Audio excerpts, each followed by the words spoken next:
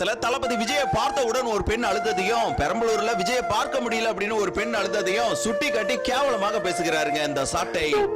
எதுக்கு என்னமா எழுத? நான் பார்க்கலங்கறா. ஒருத்தி பார்த்துட்டேன்னு எழுதா, ஒருத்தி பார்க்கணும்னு எழுதா.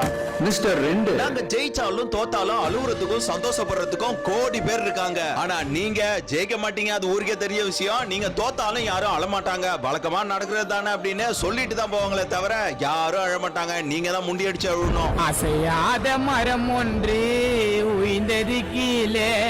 நம்ம சைமன் மாமாவை பத்தி எவ்வளவு நாள் தான் நம்மளும் பேசாமலே இருக்கிறது. இன்னைக்கு சூப்பர் ஸ்டார் ரஜினிகாந்தையும் தாலா அஜித் அவர்களையும் உயர்த்தி பேசி தளபதி விஜய் அவர்களை தாழ்த்த பாக்குறாரு. ஆனா மக்களுக்கு தெரியும் யாரு பச்சோந்தின்னு.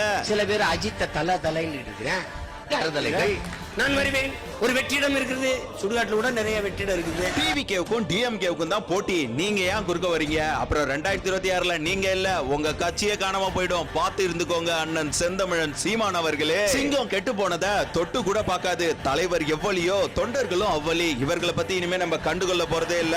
தேவையில்லாத விஷயத்துக்கெல்லாம் நம்ம ரியாக்ட் பண்ணிக்கிட்டு வேணாம் நண்பா. சோ இந்த வீடியோக்கு கீழே இப்பவே ஆளுங்கட்சி டிவிக்கு தானே மறக்காம கமெண்ட்ல சொல்லிட்டு போங்க.